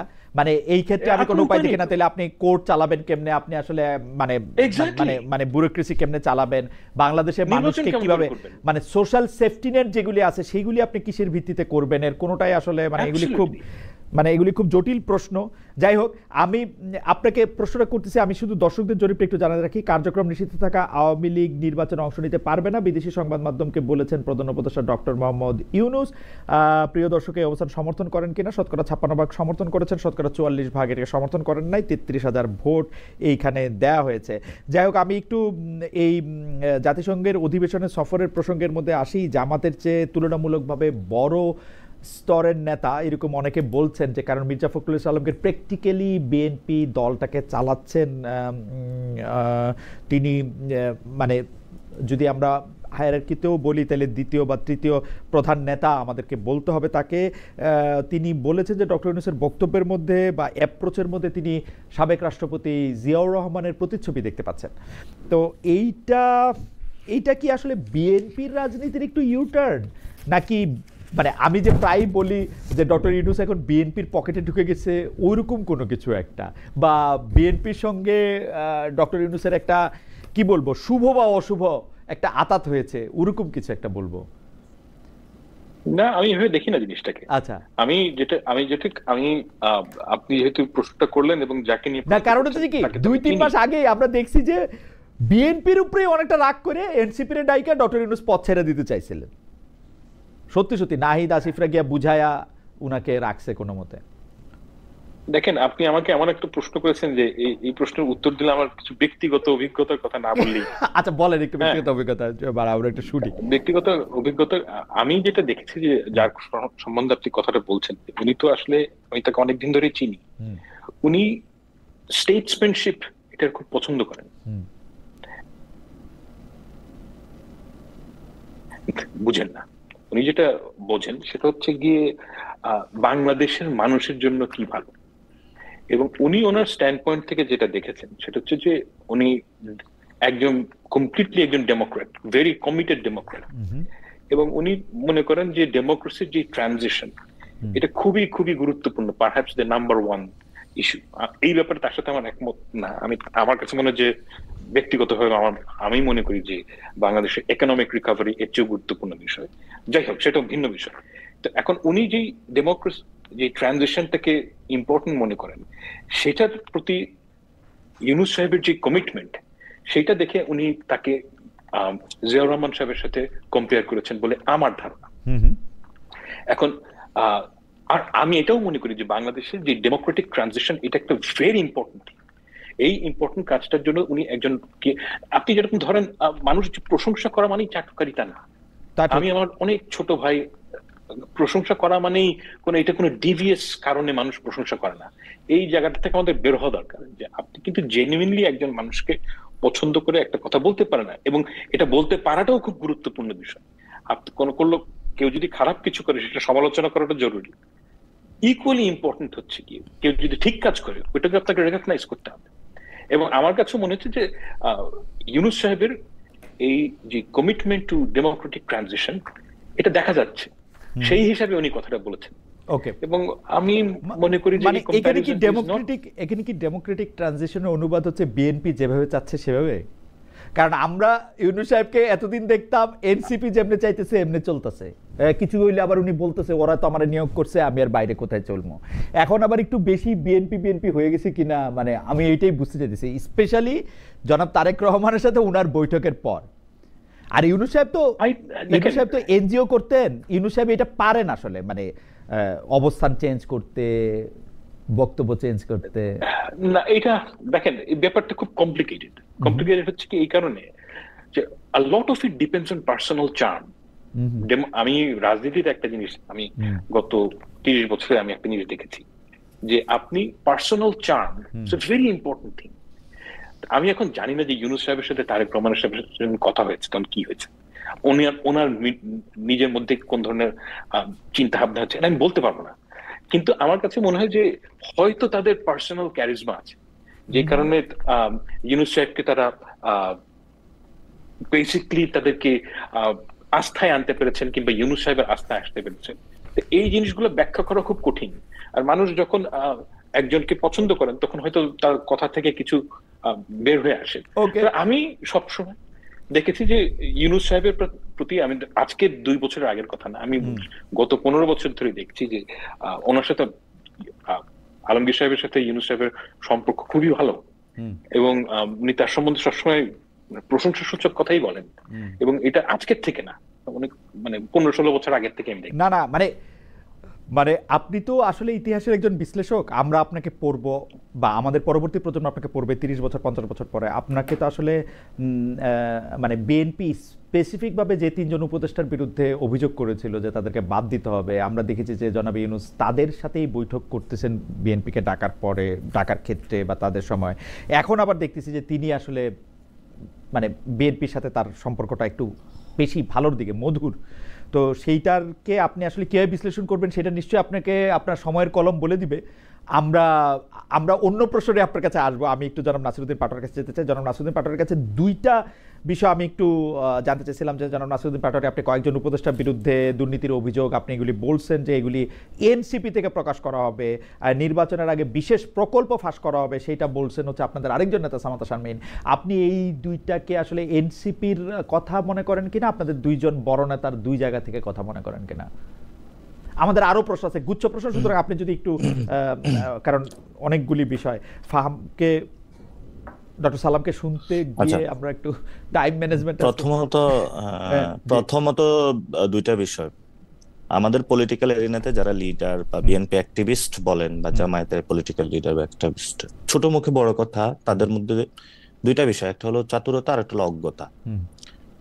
তো আমি যেভাবে মির্জা ফখরুলকে দেখি, উনি ছাত্র ইউনিয়ন করছে, তো উনি হয়তো প্র্যাকটিক্যালি চিন্তা করেন না। আমি আবার এখানে ওনার কিছু অজ্ঞতা আছে। ওনাকে এক রাতে পুরো বাংলাদেশের হলো স্টুডেন্ট সোসাইটি একটা কথা বলার কারণে ওনার বিরুদ্ধে ক্যাম্পেইন করছিল, তখন আমি একটা স্ট্যাটাস দিয়েছিলাম, don't do it, he is the গণ অভ্যুত্থানে ওনার বড় অনেক অবদান রয়েছে, ফলে সবাই এটাতে নীরব থেকেছে। উনি কয়েকদিন আগে ইন্ডিয়ার প্রশ্নে যে সাক্ষাৎকারটা দিয়েছেন, কথা বলেছেন, এটা পরবর্তীতে এআই নাকি এআই না, কিন্তু এটা জনমনে একটা দোয়াশা সৃষ্টি করেছে। কিন্তু বিএনপির মধ্যে অথবা আমাদের পলিটিক্যাল এরিনাতে চতুর একজন লোক আছেন, সেটা হলো সালাউদ্দিন। যদি অজ্ঞ বলি, অজ্ঞতার জায়গা থেকে, সরি আমাদের যা আমরা দেখে আসতেছি, ওনাকে অনেক সজ্জন জানে, অনেক সজ্জন দেখেন। কিন্তু আমাদের প্রশ্ন মির্জা ফখরুলের, আপনাদের নিয়েই তো আমাদের, আমি প্রশ্নতে আসছি। জি বলেন। তো যেই কোশ্চেনটা আপনি করেছিলেন যে মির্জা ফখরুলের এখানে ইউনূস স্যারের বিষয় না, বিষয়টা হলো মির্জা ফখরুলের খুব ভাই বেড়াদার, যে রুমে বসে গল্প করেন, জাতীয় পার্টি নিয়ে 2 জন বন্ধু আছেন, রুমমেট ক্লাসমেট যাই বলি না এখন, উনি ওই জায়গায় কট খায়া গেছেন। সো আমি আপনার কথা অবশ্য খুব মানে ফলো করতে পারতেছি না, মানে মির্জা ওয়াহিদউদ্দিন ভাই, সালাউদ্দিন ভাই আছেন, মানে এখানে মির্জা ফখরুলের একটা বড় ভূমিকা রয়েছে। আপনি এই পলিটিক্যাল এরিনাতে ওনার জায়গাগুলো অ্যাভয়েড করতে পারেন না। কনসেনসাস কমিশন আবার সালাউদ্দিন রয়েছেন, এবং উনি ওই জায়গায় চতুরভাবে এখানে বাংলাদেশের মানুষের সাথে অনেকগুলো কাজ করতেছেন, যেটা হলো আসলে ওনার ব্যক্তিত্বের সাথেও যায় না, হয়তো পার্টিগত কারণ জায়গা থেকে এগুলো করেন। আমরা এটা নিয়ে নিশ্চয়ই, এখন আপনার প্রশ্ন আসে যে উপদেষ্টাদের মধ্যে যেটা শুনেছে, আমরা শুনতে পাচ্ছি, আমরা যখন নাগরিক কমিটি গঠন করেছিলাম, অথবা এই সরকারকে 2টা বিষয়, যে সরকার যদি কোনো ভালো কাজ করে সেটাতে আমরা সাপোর্ট দিব, কোনো যদি খারাপ কাজ করে সেটাতে আমরা বলছি সমালোচনা করব এবং জবাবদিহিতার আওতায় নিয়ে আসব। তো বাংলাদেশে প্রধানমন্ত্রী শাসিত শাসন বা ইউনিটারি গভর্নমেন্টের একটা জায়গা, সেন্ট্রাল বডি হওয়ার কারণে সবাই ইউনূস স্যারের দিকে আঙ্গুল তুলে। তো ইউনূস স্যার তো একা সবকিছু করবে না, তার অনেকগুলো হ্যান্ডস রয়েছে, উপদেষ্টা মহলগণ, একটা ফাইল সচিব পর্যন্ত যায়, অনেক সময় উপদেষ্টাও জানে না। তো রিসেন্টলি মানে আমাদের অফিসেও যখন আমরা বসি, তারপরে হলো যখন আমি ওই দিন এক রিক্সাতে উঠলাম, সে অনেক রিক্সা একটু নিয়ে যায়, রিক্সার পিছন থেকে অনেকগুলো কাগজ ফাইল বলে একটা তদবির করতে চায়। আমি বললাম, ভাই এগুলা তো আমরা এগুলা করতে পারবো না। বলে যে অমুক বিএনপির নেতা করে, অমুক জামায়াতের নেতা করে, অমুক উপদেষ্টারা তো এটা করে ফেলছে, আপনার কাছে আগে আসছিলাম। সো অনেক ফাইলগুলো যেগুলো আসে আমাদের কাছে, অনিয়ম বিভিন্ন জিনিস তদবিরের জন্য মানুষ আসে, তো আমরা যখন কোনো জিনিস নেগেট করে যাই, এগুলো আসলে স্টেটের সাথে যায় না, এগুলো মানুষের সাথে, তো মানুষের ট্যাক্সের টাকাতে এটা প্রবলেম হবে। তো সেই কাজগুলো আমরা পরবর্তীতে ওই দুর্নীতিগ্রস্ত বা একটা বাটপার লোক ওই প্রশাসনের বিভিন্ন জায়গায় ঢুকে পড়ে। পরে যখন ওই লোকটাকে আবার খুঁজে বের করি কিভাবে কাজটা করাইলেন, কোন জায়গা থেকে স্টোরি পাচ্ছি বিএনপি নেতা, কোন জায়গায় স্টোরি পাচ্ছি জামায়াত নেতা, কোন জায়গায় স্টোরি পাচ্ছি সচিব, কোন জায়গায় স্টোরি পাচ্ছি অমুক উপদেষ্টার হলো স্বামী বা অমুক উপদেষ্টার অমুক আত্মীয়র মাধ্যমে। এখন আসি যে ডকুমেন্টস, আমরা কিছু ডকুমেন্টস কালেক্ট করতেছি যারা এই কাজগুলো করেছে, যাদের মধ্য দিয়ে করেছে। এবং আমাদের মনে হচ্ছে যে প্রত্যেকটা গভর্নমেন্টের জন্য পার্লামেন্ট রয়েছে, যারা সংসদে নির্বাচিত হয়ে যায়, সেখানে আলোচনা হয়, বিরোধী দল থাকে, আলোচনা হয়। যারা এই সরকার রান করতেছে তাদের তো জনগণের কাছে জবাবদিহিতার জায়গাটা থাকা উচিত। আমাদের জায়গা থেকে তারা যদি কোনো ভালো কাজ করে সেটা যেমন আমরা অ্যাপ্রিসিয়েট করব, কোনো উপদেষ্টা যদি কোনো রেকলেস ওয়েতে কোনো কাজ করে অথবা দুর্নীতির সাথে জড়িত হয়, কোনো অবৈধ সম্পদ উপার্জনের প্রচেষ্টা চালায়, আমরা সেটারও জায়গায় বিরোধিতা থাকবো। এবং সেটা যদি মানে এইটা এখনো সাপেক্ষে সবকিছু, এটা আপনাদের এখনো তথ্য সংগ্রহ পর্যায়ে, মানে আপনারা নিশ্চিত না? কিছু তো তথ্য আমাদের কাছে আসছে, আপনার কাছে, এনসিপির কাছে, মানে এটা নিয়ে কি আপনি বলবেন না এনসিপি বলবে? এটা এনসিপিরও অনেকের কাছে আছে। মানে এটা তো মানে যখন একটা লোকে মানে অফিসে আসে, এই লোকটা কিন্তু 10 জনের কাছে যায়। এবং বাংলাদেশ খুবই মানে এমন একটা জায়গা দেখতেছি, সে একটা কাজ করার জন্য ওই বিএনপির সব নেতার কাছেও যায়, জামায়াতের সব নেতার কাছেও যায়, এবং তারা এটাই মনে করে যারা পলিটিক্স করে ওই একটা অবৈধ কাজ সে হলো করে দিবে। এবং এটাই নাকি এতদিন সিস্টেম হয়ে আসছে, মানে আমাদেরকে আয়সা যেটা তারা বলে। তো সেখানেও আমরা কিছু প্রমাণ পাচ্ছি। এটা নট অনলি মি, এটা অনেকের কাছে এই ধরনের এক্সপেরিয়েন্স তারা শিকার হচ্ছে। আমরাও যখন বসতেছি একসাথে, আমাদের কাছে এই ধরনের বিষয়গুলো আসছে। এনসিপি থেকে এরকম একটা শ্বেতপত্রের মতো প্রকাশ করবেন, তাই না? যে মানে উপদেষ্টারা কি করছে, আমরা তো এই উপদেষ্টাদের মধ্যে কি আপনাদের যারা তথ্য পাইতেছেন তাদের মধ্যে ছাত্র উপদেষ্টার তথ্য থাকতেছে? আমরা উপদেষ্টাদের কোন ছাত্র অথবা কে বিএনপির কোন জামায়াত এইভাবে দেরি না। যারা যখন সরকারে ঢুকে গেছে তাদের জবাবদিহিতা সরকারের জায়গা।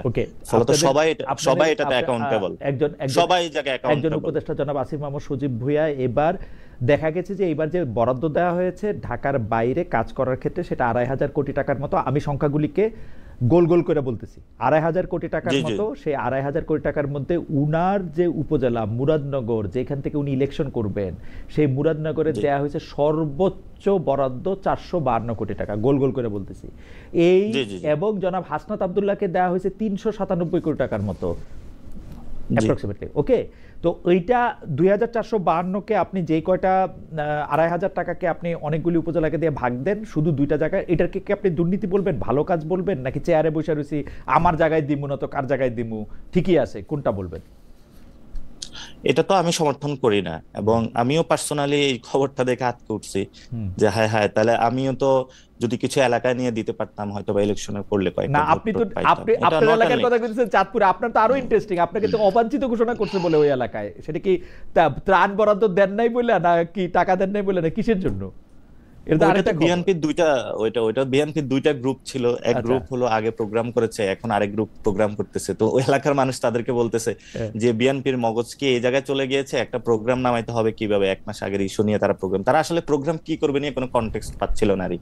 ওই দিন সবচেয়ে বড় ইয়াটা ছিল জামায়াতের একটা প্রোগ্রাম ছিল 5 দফা দাবি নিয়ে। তো জামায়াতকে নিয়ে বিএনপি ইদানিং খুব ভয় পাচ্ছে, তো তারা একটা প্রোগ্রাম দিবে, কি কনটেক্সট দিবে তারা পাচ্ছিল না। তো এটা আমার ওইখানের যিনি ছাত্রদল তার সাথে কথা হয়েছিল, এলাকার যারা ছিল তাদের সাথে। মানে এইটা বুঝতে পারছি যে এটা এই প্রসঙ্গে আমি যেতে চাই না, কারণ অলরেডি এটা মানুষের কাছে ওরা ওইখানে হাসির পাত্র হয়েছে তারা।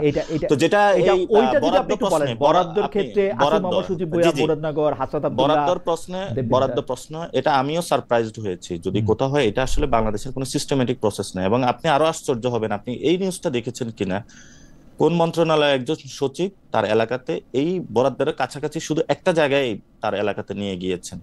এবং আপনি শুধু এটা না যে আপনার বিভিন্ন জন দ্বারা, সচিবরা তো দুষ্ট, আপনারা তো নতুন বন্দোবস্তের কথা বইলা ক্ষমতায় আসলেন। আপনাদের এখন জনাব আসিফ মাহমুদ সজীব ভুঁইয়া এবং হাসনাত আব্দুল্লাহ, জনাব হাসনাত আব্দুল্লাহ, আমি আমার জায়গাটা বলি, মুরাদনগর বা দেবিদ্বারে যদি কোনো উন্নতি হয় এটা আমারই সবচেয়ে বেশি উপকার হবে। কিন্তু ঘটনা হইতেছে ন্যায় বা ন্যায্যতার কথা তো একটা থাকতে হবে। আমি চেয়ারে বসছি, এখন আমি মুরাদনগরে সবচেয়ে বেশি বরাদ্দ দিলাম, হাসনাত আব্দুল্লাহ আমার বন্ধু, হাসনাত আব্দুল্লাহকে আমি সবচেয়ে বেশি বরাদ্দ দিলাম। এইটা যদি আপনারা প্রতিষ্ঠা করেন তাহলে মানে এটা কিরকম হইলো বলেন? এটা তো আমি বললাম না, আপনারা তো কোনো প্রতিবাদ করেন নাই, এনসিপি তো পিক এন্ড চুজ করেন। এনসিপি তো যেহেতু উনি আসিফ মোহাম্মদ সজীব ভুঁইয়া, আপনি চিন্তা করেন উনি যদি অন্য আসিফ হইতেন, উনি যদি আসিফ নজরুল হইতেন, আপনারা কি করতেন বলেন? ছাগল এমনি খায় ধরেন, এর মধ্যে উনি যদি এইটা করতেন, বলতে পারেন না এইটা যদি এমনি করতেন, ছাগল খাওয়াতে তো আপনারও কোনো ভাই ব্রাদার থাকতে পারে। হ্যাঁ, আমার ভাই ব্রাদার ছিল, আমার ভাই ব্রাদার ছিল, আমি ধরেন আপনারা আমার ভাই ব্রাদার তো, কিন্তু তাহলে আপনি কিভাবে উইদাউট, এটাকে আপনাকে কে বলছে যে আমি ছাগল খেয়ে ফেলছি? এটা আপনি কেন বলছেন? আমি আপনারা বলছেন, তাহলে আপনি কোথা থেকে কমেন্ট পাইছেন? আপনারা তাহলে আমাকে কেন আউটলুকে বলছেন, কোথা থেকে পাইছেন এই কমেন্ট? আপনার সাথে আপনি কোশ্চেন, আপনি এই কথাটা আমাকে বললেন কেন? আপনার সাথে যে ছিল তিনি বলছেন যে এটা করছেন। আমি আপনাকেও এই প্রশ্ন করছিলাম যে আপনার কি এটা জানেন কিনা, আপনি বলছেন যে এটা খাওয়া দাওয়া হয়েছে, এটা খাওয়া দাওয়া হয়েছে। আমিও তো স্টোরি শুনেছি, আপনি যেভাবে স্টোরি শুনেছেন, কিন্তু আমি আপনাকে এখন যদি বলি, বাংলাদেশে অনেকগুলো স্টোরি আছে, বেক্সিমকোর টাকা আপনি খাইছেন, হ্যাঁ, এবং এটা কি আপনার খারাপ লাগবে না? আপনি তো ছিলেন না, বেক্সিমকো আমাকে বেতন দিত, আপনাকে বেতন দিত, খারাপ লাগবে কেন? এই যে আপনি এখন চট করে জ্বলে উঠতেছেন না, মানে আপনি জ্বলে ওঠাটা আপনি কিভাবে ব্যাখ্যা করবেন? এটা তো আপনার ব্যাপার। উইদাউট ডকুমেন্ট যখন আমি কথা বলবো, ডকুমেন্ট থাকবে না কেন? আমি তো বেক্সিমকোর অধীনে ইন্ডিপেন্ডেন্ট টেলিভিশনে চাকরি করছি, বেক্সিমকোর টাকা খাবো না কেন? আমি পরিশ্রম করছি, এইজন্য হ্যাঁ, পরিশ্রম করছেন, টাকা নিছেন, কিন্তু অনেক সুযোগ সুবিধা নিছেন। এটা যদি বলি, আপনি চট করে জ্বলে উঠবেন না। অনেক সুযোগ সুবিধা নিছেন মানে? আমার কথাটা তো শেষ করতে দিবেন। তো এটা যদি বলি উইদাউট ডকুমেন্ট, উইদাউট প্রমাণ, হুট করে আপনাকে বলে দিলাম, তখন আপনি চেতবেন না। কিন্তু এই জন্য যদি আপনি কোনো কিছু করে থাকেন, তখন আমি বলবো। আমি এটা একটা এক্সাম্পল হিসেবে দেওয়ার জন্য বলছি। আচ্ছা, সুন্দর এক্সাম্পল। আমি বলি নাই আপনি করছেন, আমি বলি নাই, জি, আমি বলি নাই যে আপনি করছেন। ফলত আমি আমার যে বরাদ্দের ইস্যুটা, প্রথমত হলো যে আসিফ যেটা করছে, যে বরাদ্দের ইস্যুতে আমি ন্যায্য অন্যায্যতার প্রশ্ন আমি বললাম এটা ন্যায্য নয়। বাংলাদেশের লোকাল গভর্নমেন্টের সব জায়গায় উন্নয়ন হওয়া উচিত, এবং এটাও সত্য যে মুরাদনগরে কিন্তু আসিফ ইলেকশন করতে যাবে না, তো এটাও আপনার জানা উচিত। এবং দেবিদ্বারের যে হাসনাত ওইখানে ইলেকশন করবে, এবং বাংলাদেশে যারা এই উপদেষ্টা থেকে শুরু করে অনেক যারা ফিউচার মন্ত্রী এমপি হবে, তাদেরও অনেক এলাকায় ডেভেলপমেন্ট হয়েছে। ওই নিউজগুলো কি আপনি পেয়েছেন? কোথাও এসেছে? এটা আসে নাই। এবং এই যে আপনার এই সুপ্রিম কোর্টের এই যে রেজিস্ট্রারে উনি আসাদ ভাই আছে, উনি তো থেকে এখনো ইলেকশনে প্রিপারেশন নিচ্ছেন। আমার কোনো অসুবিধা নাই। আমি জাস্টিফাইড মনে করতেছেন কিনা যে এটা ন্যায় হয়েছে? না, আমি এটাকে জাস্টিফাইড মনে করি না। আমি এটা অন্যদের কথা বললাম। আমি আপনাকে জাস্টিফাইড না এটা উত্তর দিয়েছি। সেকেন্ড কথা হলো যে পিক অ্যান্ড চুজ আসিফকে আমরা 10 জন উপদেষ্টার মতনই দেখি, এবং সে যখন ওই ক্যাবিনেটে কাজ করে 10 জন উপদেষ্টা নেই, প্রত্যেকটা লায়াবিলিটির মধ্যে আসতে হবে। আপনি যে ন্যায্য না এটা বলতেছেন, সেই ন্যায্য নাটা কি এনসিপি থেকেও বলা হবে কিনা? আমার প্রশ্ন হচ্ছে এটা। জি, অবশ্যই। আমরা তো বলি নাই যে এটা ন্যায্য। আপনি কেন আমাদের উপরে চাপিয়ে দিচ্ছেন যে আমরা এটা অন্যায্যও তো বলেন নাই, বলছেন। হ্যাঁ, তাহলে বলার সুযোগটা রয়েছে, তাহলে আপনি কেন এই প্রাসঙ্গিকতা আনতেছেন? আপনি কেন ধরে নিচ্ছেন যে যখন বলতেছেন যে কয়েকজন উপদেষ্টার বিরুদ্ধে আপনি দুর্নীতির অভিযোগ শুনতেছে, আমার সরাসরি প্রশ্ন ছিল যে এদের মধ্যে ছাত্র উপদেষ্টারা এটার মধ্যে এক্সেম্পটেড কিনা। আপনি বলছেন যে এটা এক্সেম্পটেড না, তাদেরকে ব্যাপারে এই কথা বলা হবে, তো তাদেরকে এই কথা বলা হলে। এবং আপনি যখন প্রশ্নটা এনেছেন, তখন আমি বলছি ইটস নট ফেয়ার যে আপনি যদি সরকারি বাজেটে আপনার ধরেন সরকারি বাজেটে 100 টাকা আছে, এটা ওয়েল ডিস্ট্রিবিউটেড হওয়া প্রয়োজন, এবং কেউ যদি কোনো বাজেট বেশি নিয়ে নির্বাচনী কাজে ইনফ্লুয়েন্স করে, আমি এটাকে ন্যায্য মনে করতে, আমি এটা জীবনে আমার বৈধ, আমি পলিটিক্স ছেড়ে দিব, আমি এই জগতে আসবো না, কিন্তু আমি কখনো এটাকে বৈধ বলতে পারবো না। এবং এই যে সিস্টেমটা, not only this incident, this happening last 53 years. এখন যারা নতুন বন্দোবস্তর কথা বলে, তাদেরও কাজটা করা উচিত না, এবং আমি এটা কখনোই সাপোর্ট দিতে পারবো না। সে আমার বাপ, ভাই, সে ছাত্র প্রতিনিধি হোক, কে হোক, আমি এই ধরনের যদি এটা অন্যায্য কোনো কিছু আমি সাপোর্ট দিতে পারবো না। আপনি আপনি আপনি আপনি তাদের সাপোর্ট দিতে পারবেন না, এবং যারা ছাত্র উপদেষ্টা আছেন, আপনি বলতেছেন যে এই ছাত্র উপদেষ্টা এই জায়গা থেকে ইলেকশন করবেন না, কিন্তু তিনি বরাদ্দের চেয়ে বেশি বরাদ্দ দিতেছেন, এটা আপনি ন্যায্য মনে করতেছেন না। আমি আবারও আপনাকে প্রশ্ন আমি ন্যায্য মনে করি না। আপনি যদি আমি আবারও আপনাকে প্রশ্ন করতেছি যে আপনাদের দলে এই ব্যাপারটা নিয়ে আলোচনা হয়েছে কিনা, দলও এটাকে ন্যায্য মনে করে না কিনা? কারণ যেহেতু না, এটা আমাদের অধিকাংশ মেম্বারের ন্যায্য। অনেকেই আমাদেরকে প্রশ্ন করছে, যেহেতু আমরা লিডারশিপে রয়েছে, যে তাহলে আমাদের এলাকায় কেন উন্নয়ন হলো না। আমরা কোনো তাদেরকে সদুত্তর দিতে পারি নাই।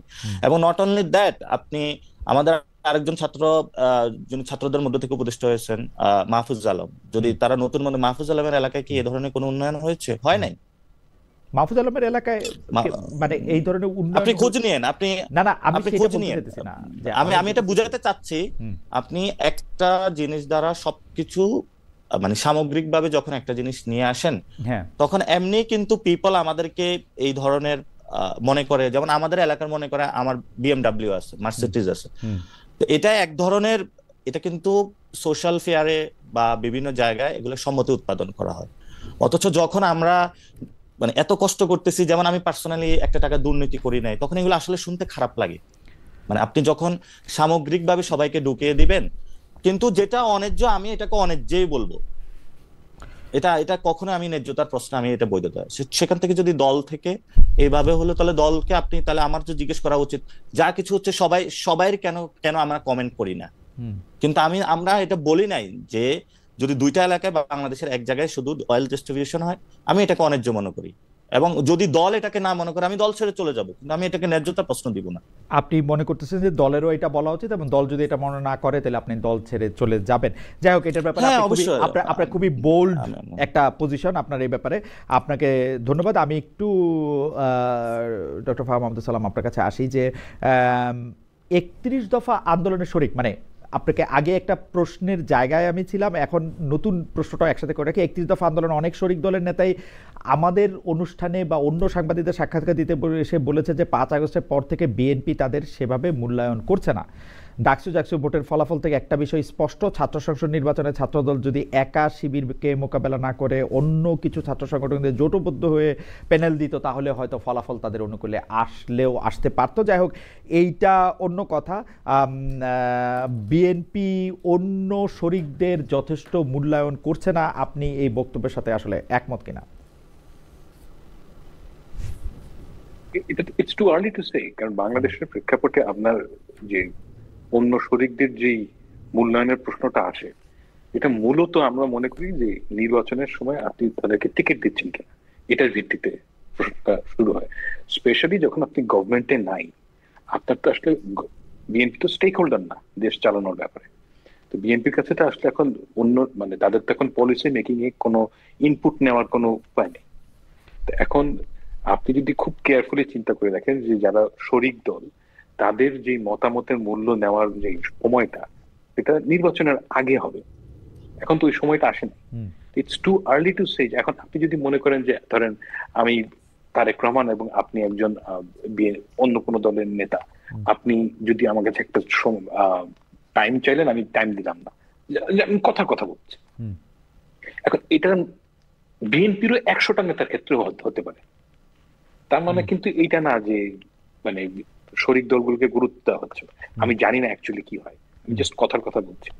কারণ বাংলাদেশের প্রেক্ষাপটে আমার কাছে মনে হয় যে এখন পর্যন্ত ওই সময়টা আসে নাই যখন গিয়ে আপনি এটা অ্যাকচুয়ালি বলতে পারবেন যে শরিক দলগুলোকে গুরুত্ব দেওয়া হচ্ছে কি হচ্ছে। আচ্ছা, আমরা যে বিষয়টি নিয়ে কথা বলতেছিলাম সেই কথাটা হচ্ছে অনেকটা এরকম যে কলকাতার এই সময় পত্রিকা জনাব মির্জা ফখরুল ইসলাম আলমগীরের একটা ইন্টারভিউ পরে আমি শুনলাম, আমাকেও উনি বলেছেন যে এই ইন্টারভিউর মধ্যে মানে এর মধ্যে সত্যতা নাই, তার বক্তব্যটা এরকম ছিল। এইটাকে যদি আমরা শুধু বিষয়গুলিতে থাকি যে বিএনপি জামায়াতের প্রকাশ্য বিরোধ, ডক্টর ইউনূস যেভাবে 7 সিস্টার্সে নিয়ে চীনে গিয়ে পর্যন্ত খোঁচা দিয়েছেন ভারতকে খেপাতে, জামাত নেতা যেমন বলেছেন ভারতের বিরুদ্ধে যুদ্ধ করতে 50 লাখ জবু প্রস্তুত, এই বিষয়গুলির সামনে রাখলে বিএনপি রাজনীতিটা কেমন হওয়া উচিত বলে আপনি মনে করেন, বা এই বিষয়গুলিকে বিএনপি আসলে কীভাবে ডিল করবে? জামাতের সাথে প্রকাশ্য বিরোধের মধ্যে ইন্ডিয়ার সাথে বিএনপির কয়েকজন নেতার বেশি সংশ্লিষ্টতা বা অতি সংশ্লিষ্টতা, ডক্টর ইউনূসের, হ্যাঁ ধরেন সালাউদ্দিন আহমেদ সাহেবেরও যারা গুরুত্বপূর্ণ, মির্জা ফখরুল ইসলাম সাহেবেরও না, এইটা হচ্ছে যে কিছু সংখ্যক ইনফ্লুয়েন্সাররা বলতেছেন, এনসিপি নেতৃবৃন্দরাও অনেক সময় বলতেছেন জামাতের যে কোনো কথা বলতে পারেন, বাংলাদেশে তো কথা বলতে কোনো ট্যাক্স লাগে না, আমি তো মানে আপনি যা ইচ্ছা তাই বলতে পারেন। হ্যাঁ, কিন্তু মানে truth is not like that.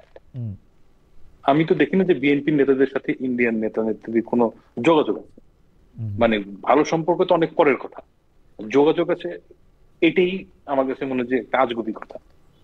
আর ইন্টারনেটে যে এই সমস্ত ইনফ্লুয়েন্সারদের কথা আপনি যাদেরকে ইঙ্গিত করছেন, দিনে এক কথা বলে রাতে এক কথা বলে, মানে এগুলোকে এত গুরুত্ব দেওয়ার কিছু নাই।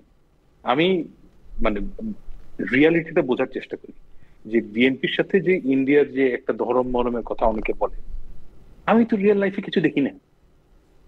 বরঞ্চ আপনি যদি অ্যাকচুয়াল কথা মানে ফ্যাকচুয়াল কথা দেখেন, জামায়াত ইসলামীর লোকেরা তো, জামায়াত ইসলামীর লিডাররা তো আনন্দবাজার পত্রিকায় গিয়ে তাদের সাথে সুসম্পর্কের কথা বলে। আপনি পড়েন নাই যে শফিক সাহেব থেকে ইন্ডিয়ার সাথে সুসম্পর্কের কথা বলেন? মানে I don't see any problem in it, কিন্তু কথা হচ্ছে যে লেটস টক অ্যাবাউট রিয়ালিটি। মানে আজগুবি কথার উপর না বেস করে যদি আমরা তর্ক মানে আলোচনা করি, এই যারা লুজ টক করে তাদেরকে গুরুত্ব দেওয়া হয়, আমার কাছে মনে হয় যে এই জিনিসটা ঠিক না। এটা লং টার্মে কোনো সার্ভিস দেয় না। আপনার মানে কিন্তু ঘটনা হইতেছে যে মানে বিএনপির বিরুদ্ধে যে একটা ছোট অভিযোগ এখন এরকম যে বিএনপি আওয়ামী লীগ চলে যাওয়ার পর কিছু কিছু ক্ষেত্রে, বিশেষ করে ভারতের ক্ষেত্রে আর 1971 সালের বয়ানের ক্ষেত্রে বিএনপি আওয়ামী লীগের রাজনীতিটা করতেছে, এইটা সম্পর্কে আপনি একটা মিনিট একটু বলবেন কিনা যে বিএনপি কি আসলে আওয়ামী লীগের রাজনীতিটা করতেছে না বিএনপি রাজনীতিটা এইটাই ছিল আসলে?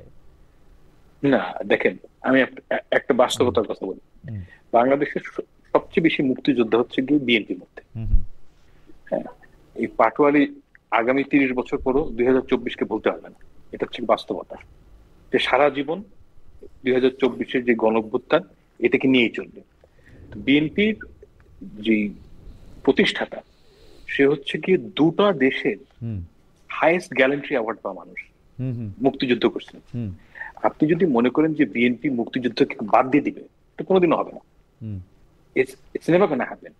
কিন্তু বিএনপির যে মুক্তিযুদ্ধ আর আওয়ামী লীগের যে মুক্তিযুদ্ধ দুটো একই জিনিস না, দুটো ন্যারেটিভ একই ন্যারেটিভ না। বিএনপি মুক্তিযুদ্ধের কথা এটাকে সে কখনোই এনক্যাশ করতে চায় না, কিন্তু সে এটাকে ধারণ করে।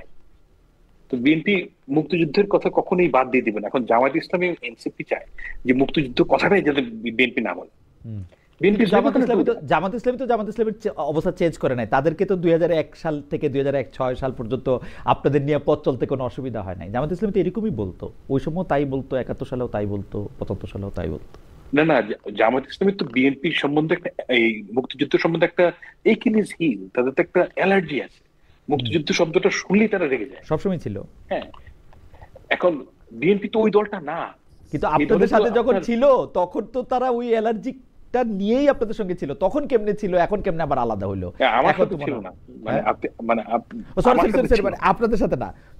আজকে এই কি বলে, বিএনপির সাথে যখন ছিল তখন বিএনপি তো ওকে নিয়েই যাইতেছিল সামনে, এখন বিএনপি ইলেকটোরাল অ্যালায়েন্স, কিন্তু বিএনপি ইলেকটোরাল অ্যালায়েন্সে ছিল বলে মুক্তিযুদ্ধকে কখনো ডিজোন করে নাই।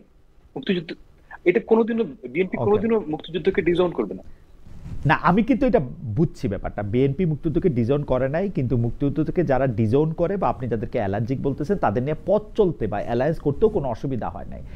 2025 সালে এসে এই অসুবিধাটা কেমনে হইলো, মানে কেন হইতেছে? এটার ব্যাপারটা হচ্ছে কি যে বিএনপি আগে যে স্ট্যান্স ছিল এখনো সেই স্ট্যান্সই আছে।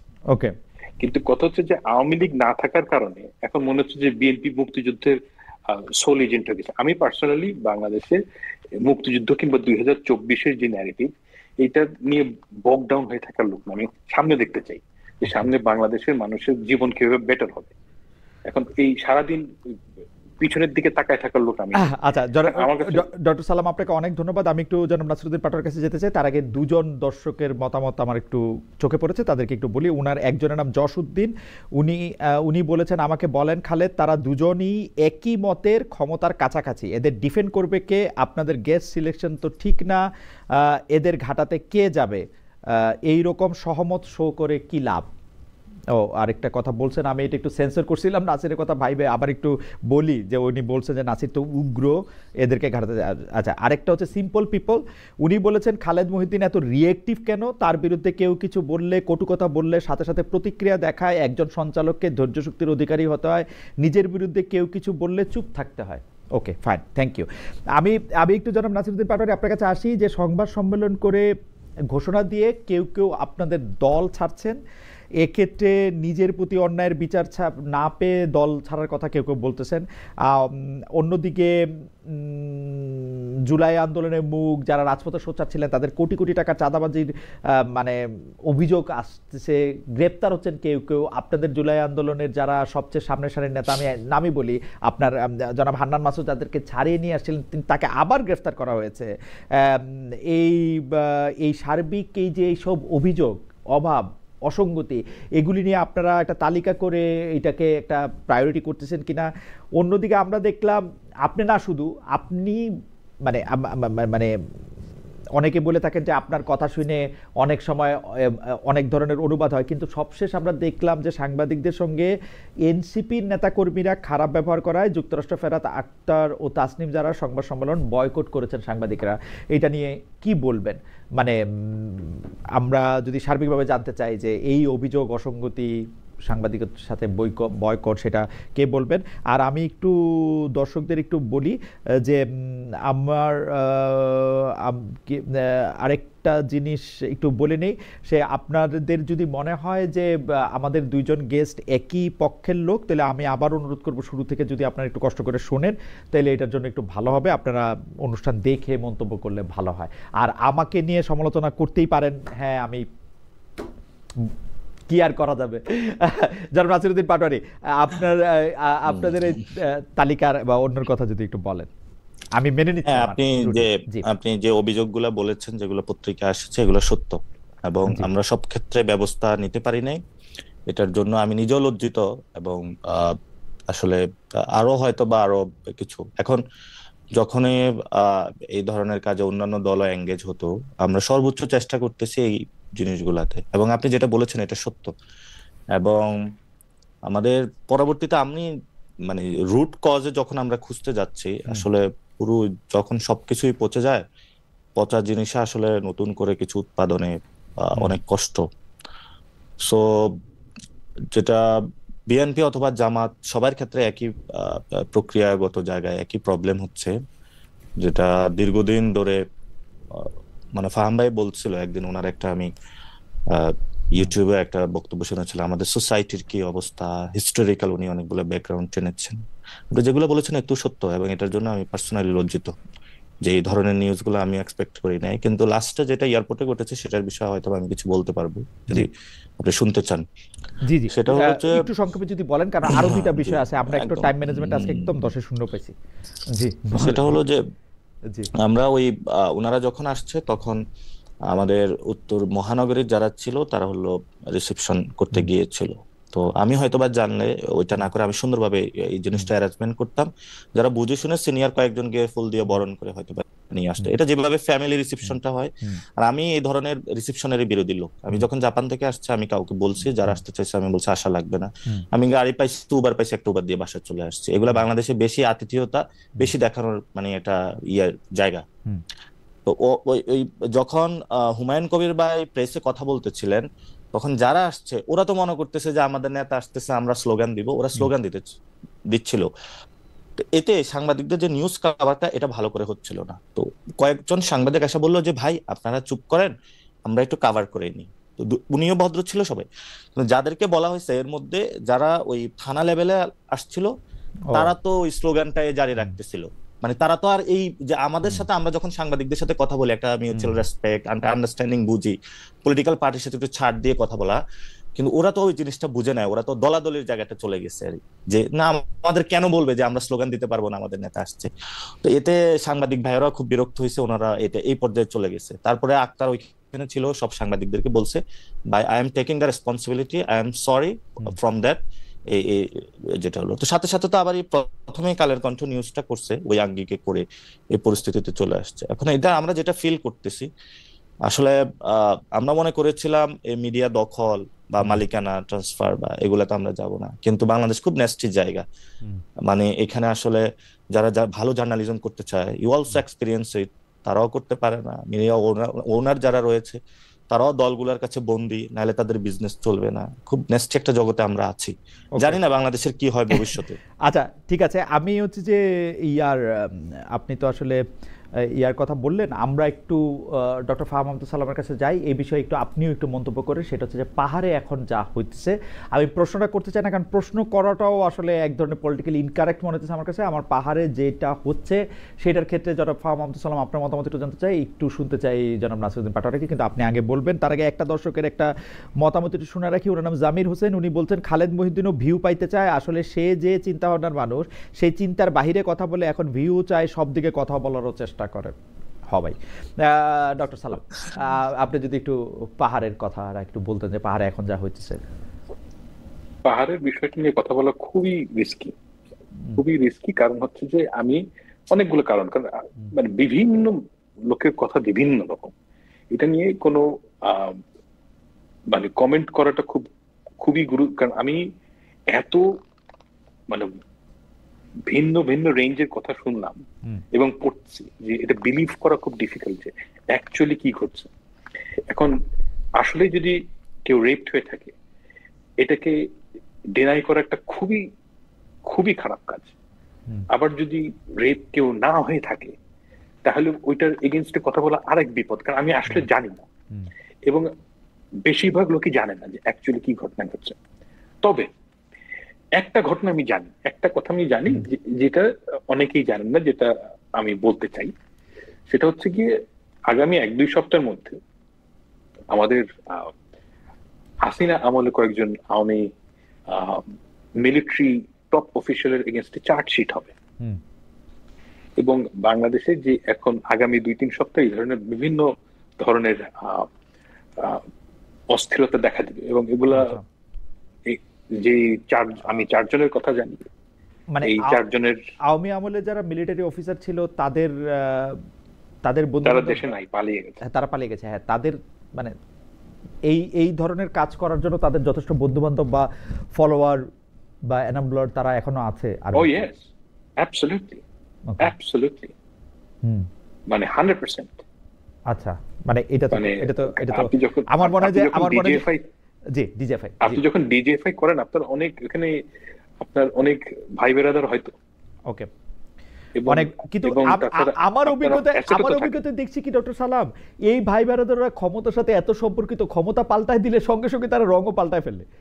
কারণ একদিনের মধ্যে মানে ঢাকা ইউনিভার্সিটির হলগুলির মতো, আপনি ঢাকা ইউনিভার্সিটির হলে কখনো খেয়াল করছেন কিনা আমি জানি না, মানে হলে তো থাকছেন কিনা তাও জানি না, সেটা হচ্ছে আপনি দেখবেন একটা লোকও ছাত্রদল ছাড়া নাই, সরকার বদলাইলেও একটা দলও ছাত্রলীগ ছাড়া নাই, মানে একদম নাই হয়ে যায়, একদম নাই হয়ে যায়। বাংলাদেশে মানুষ তো উঠতি সূরজকে পূজা করে। হ্যাঁ, সচিবদের মধ্যে আমি সবাই দেখি যে সবাই আওয়ামী লীগ, একটা লোককে এখন আওয়ামী লীগ খুঁজে পাই না। আমি দেখি যে সবাই ছাত্রদল করতো কোনো না কোনো সময়, বা জামাত ইসলামী করতো, শিবির। আনরেস্ট করতে আসলে অনেক লোক লাগে না, অল্প কয়টা, আনরেস্ট করতে অল্প কয়টা হলেই হয়।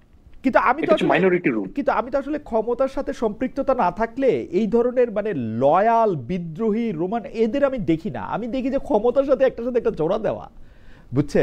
না এটা টাকা দিয়ে হয়, সিম্পলি পয়সা দিয়ে হয়। আচ্ছা, পয়সা। আমি কেন আপনাকে বলছি যে এটা সত্যি কথা।